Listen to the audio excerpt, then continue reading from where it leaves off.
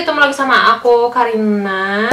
Selamat datang. Hari ini aku punya cerita yang misterius. Gimana kalau misalnya hari ini aku cerita tentang serial killer yang sangat amat misterius.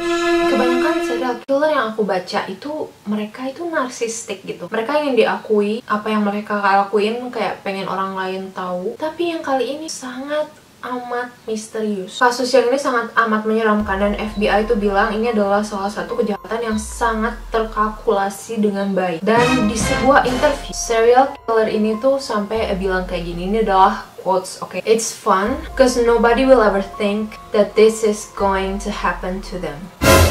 Yang dimana artinya adalah ini menyenangkan karena nggak ada satu orang pun yang bisa menyangka kalau ini bakalan menimpa mereka. Yang mereka yang dimaksud adalah korban-korbannya. Polisi bahkan waktu itu sempat nggak mau merilis full interview mereka ke publik karena yang diomongin sama si serial killer ini tuh sangat amat detail dan juga sangat amat grafik. Dan cerita kali ini adalah cerita tentang serial killer bernama Ezriel Keys. Dia adalah seseorang yang sangat amat kejam dan sangat amat misterius, juga penuh perhitungan. Walaupun pada akhirnya dia tetap ketangkep. Nah, gimana sih sebenarnya ceritanya? Nah, biasanya kalau serial killer itu selalu punya masa lalu yang dark, yang trauma. Sementara Ezriel Keys itu nggak diketahui punya masa lalu kelam apapun. Yang anehnya dari Ezriel Keys ini, dia itu punya hasrat, punya dorongan untuk menyakiti orang lain.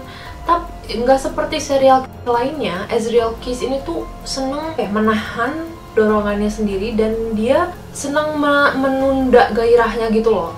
Dia bisa sesabar itu gitu untuk melakukan aksinya biar lebih tepat sasaran gitu. Dan Ezriel ini tuh tipe yang seneng mencari korbannya ke tempat-tempat yang berbeda. Dia tuh senang traveling gitu. Kita bisa nge-compare Ezriel Keys ini sama Ted Bundy. Ted Bundy juga kan sama-sama senang traveling ya, senang mencari korbannya tuh di tempat-tempat yang berbeda. Nah, begitupun dengan Ezriel Keys. Dan yang lebih menyeramkannya lagi adalah Ezriel Keys itu selalu menyiapkan semacam ember, dimana di dalam ember itu tuh ada pistol isolatif lakban kali ya kalau di kita. Dia juga bawa semacam bahan kimia untuk mendisposal mayat. Dan ember ini nggak hanya satu guys. Dia menyiapkan ember-ember yang berisi barang-barang yang sama, dan ember itu tuh diumpetin di berbagai tempat yang berbeda sekeliling United States. So bisa dibilang kayak jadi kapanpun Ezriel misalkan pergi ke satu kota dan dia tahu kalau dia punya menyimpan ember itu di kota itu, dia bisa langsung melakukan aksinya. Jadi dia nggak perlu repot-repot untuk menyiapkan alat-alatnya. Ketika polisi menemukan ember ini, polisi kan berusaha untuk ngelacak ya dari mana Ezriel membeli alat-alat ini. So polisi meriksa ke Walmart, ke toko perkakas kayak gitu.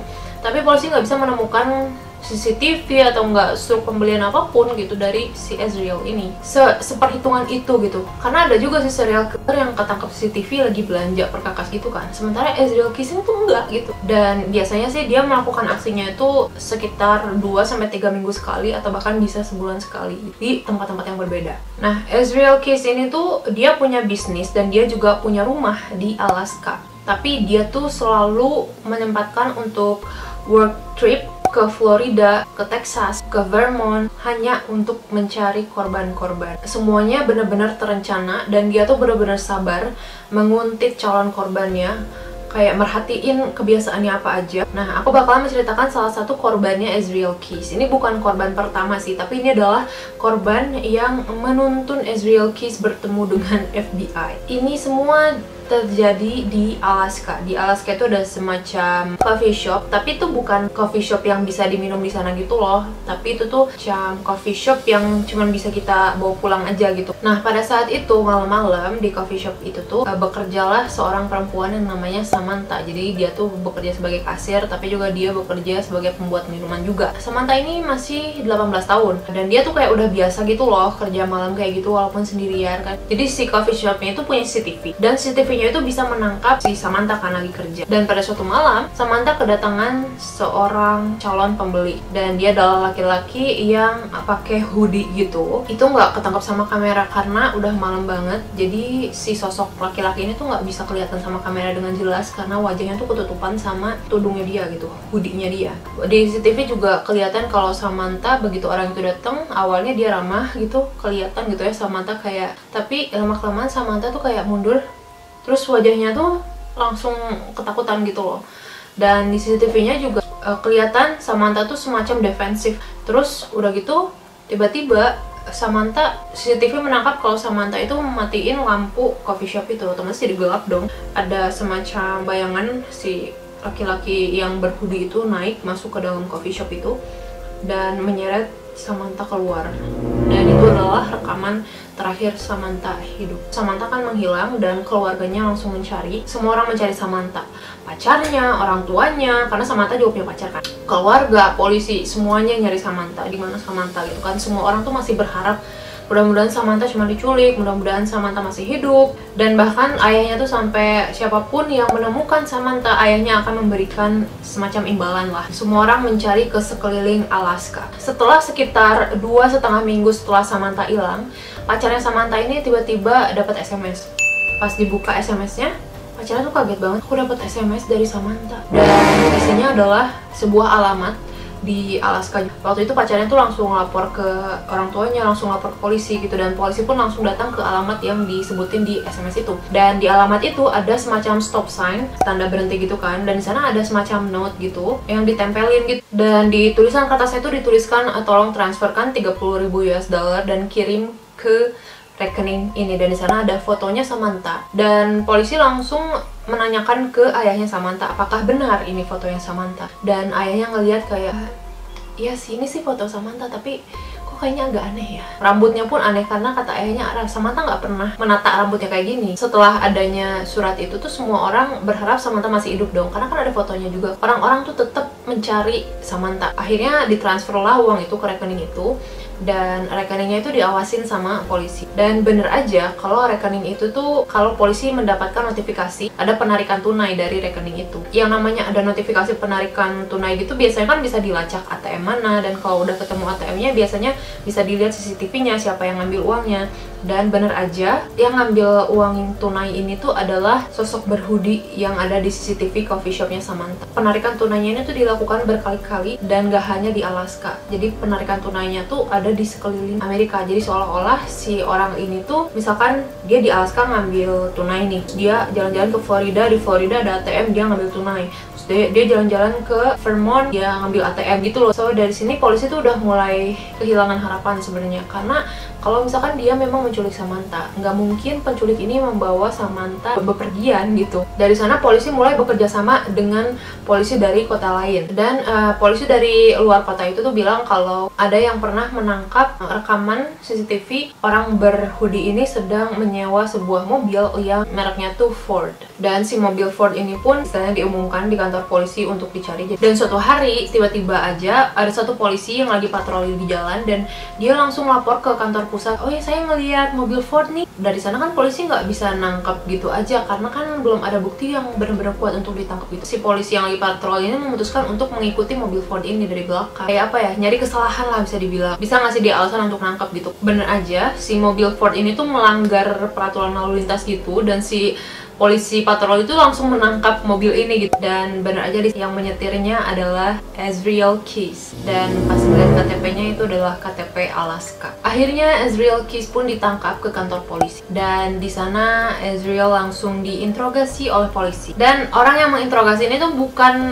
orang yang biasa aja gitu guys. Orang yang menginterogasi Ezreal Keys ini adalah orang yang bekerja di FBI, dimana dia tuh udah ahli banget. Dia nanyakan di mana Samantha, dan Ezreal tuh terlihat sangat amat kalem, nggak ada takut sama sekali. Seolah-olah si Ezreal tuh tahu kalau oh ya udah I'm done gitu. Sampai akhirnya si yang interogasinya tuh kan ngerasa capek ya, nanya mulu tapi nggak dijawab gitu. Sampai akhirnya dia tuh nawarin, oke deh kamu mau apa biar kamu mau ngomong. Dan Ezreal pada saat itu minta rokok, minta Snicker bar, minta kopi Americana gitu. Akhirnya polisi pun ngasihin apa yang dia mau, rokok, kopi, dan kayak gitu. Dan akhirnya Ezreal pun mulai bicara. Ezreal pun bilang dengan santainya, dia bilang kalau ya aku memang menculik Samantha dan ya, aku membawa Samantha ke rumahku yang di Alaska, dan dimana di rumah itu ada istri dan juga anakku.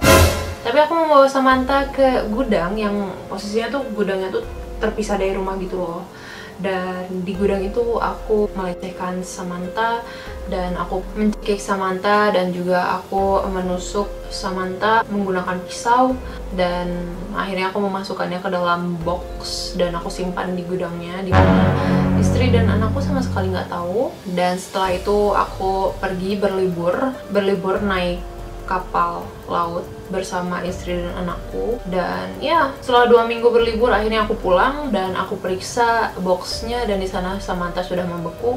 Terus aku merasa aku sedang membutuhkan uang. Akhirnya aku pun mendandani Samantha, aku pakein make up, aku atur rambutnya, aku foto, dan setelah itu aku SMS pacarnya Samantha untuk datang ke alamat yang dituju. Dan ya setelah itu aku memasukkan kembali Samantha ke dalam box, aku masukin ke truk, dan aku pergi ke tempat pemancingan es. Ya, dan aku memasukkan Samantha ke dalam lubang itu. Dimana itu pemancingan yang apa sih kalau di Alaska tuh guys, jadi ada pemancingan yang dimana si pemancingnya tuh bisa bikin lubang di dalam es, dan nanti orang tuh mancing gitu loh dari lubang itu. Nah, dan pada saat itu polisi masih mikir kalau oh mungkin Samantha adalah korban sesungguhnya Ezreal Keys gitu.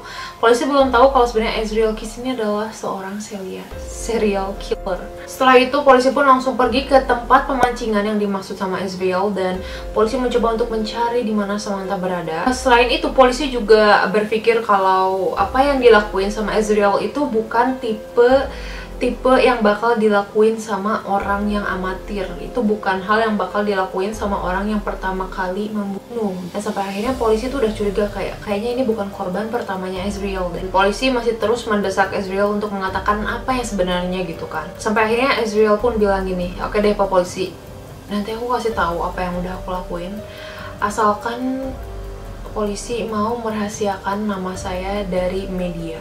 Polisi kan heran ya, oke, kenapa? Dan Ezreal bilang, ya aku punya anak perempuan pak, aku nggak mau dia tahu gitu. Aku pengen anak perempuan aku bisa hidup normal tanpa tahu kalau sebenarnya ayahnya ngelakuin ini semua. Ya ini tuh ucapan yang nggak disangka bisa keluar dari mulut seorang serial killer gitu. Akhirnya setelah diinterogasi terus menerus 8 minggu kemudian, Ezreal bercerita tentang pembunuhan lainnya, dimana nggak seperti serial killer lainnya. Ezreal Keys ini tuh bener-bener random banget nyari korbannya. Biasanya kan serial killer tuh selalu punya tipe lah gitu, tipe-tipe korban, kayak misalkan Ted Bundy senengnya cewek-cewek yang masih muda gitu. Sementara Ezreal ini bener-bener random banget gitu, bisa tiba-tiba perempuan yang masih muda, bisa tiba-tiba kakek nenek gitu. Kayak misalkan Ezreal ini bilang kalau dia tuh telah membunuh sepasang nenek-nenek yang tinggal di Vermont, dimana kakek dan nenek ini tuh adalah orang yang bekerja di sebuah universitas. Sampai suatu hari rekan kerjanya di universitas tuh kayak heran gitu loh, kok kakek sama nenek ini nggak masuk kerja. Mereka datang ke rumah nenek itu dan melihat ada jendela yang kayak dirusak dari luar, pecah dari luar. Itu adalah kasus yang belum terselesaikan oleh polisi selama bertahun-tahun. Ini terungkap setelah Ezreal Keys mengaku apa yang udah dilakuin. Polisi nanya kan sama Ezreal, oke, terus apa yang kamu lakuin sama kakek dan nenek yang malang itu? Ezreal bilang, well iya sih pak, aku lagi jalan-jalan di Vermont, aku lagi nyetir, terus aku ngeliat dan aku punya aturan pak. Terus kata polisinya, aturan apa? Terus Ezreal bilang, ya aturan aku cukup simple sih. Yang pertama, nggak ada anjing.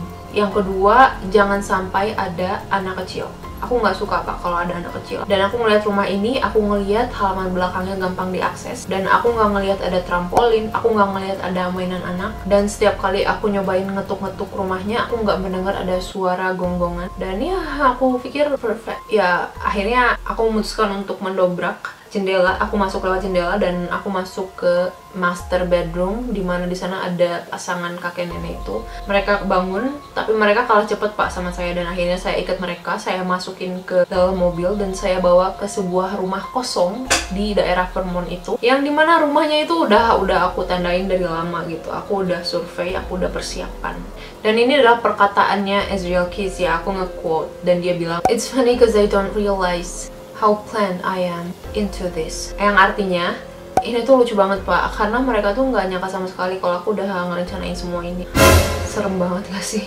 Ya, kakek itu ngelawan Pak, dan si nenek juga sempat kabur, tapi akhirnya nggak jadi. Dan akhirnya aku memutuskan untuk melecehkan nenek itu, dan ya aku mau bunuh mereka. Aku memasukkan mereka ke dalam sebuah kantong dan meninggalkan mayatnya di basement rumah kosong itu. Selama 8 bulan, Ezreal Keys terus-menerus diinterogasi sama polisi, karena polisi juga ingin tahu siapa aja korban-korbannya dia. Tapi yang nyebelinnya itu, Ezreal tuh cuma nyeritain tentang apa yang dia lakuin. Terus misalkan dia cuma nyeritain gender korbannya, terus di mana lokasinya gitu. Tapi Ezreal Keys tuh nggak pernah menyebutkan namanya gitu, nggak ngasih identitas orangnya, atau bahkan Ezreal pun nggak menjelaskan ciri-ciri wajah korbannya gitu. Jadi ini bikin polisi bingung juga sebenarnya siapa aja sih korbannya gitu. Dan akhirnya FBI memperkirakan kayaknya sih ada sekitar 11 orang korbannya Ezreal Keys, dimana yang baru terkonfirmasi itu cuma baru 3, yang nenek dan kakek dan juga Samantha doang gitu. Sisanya masih belum diketahui.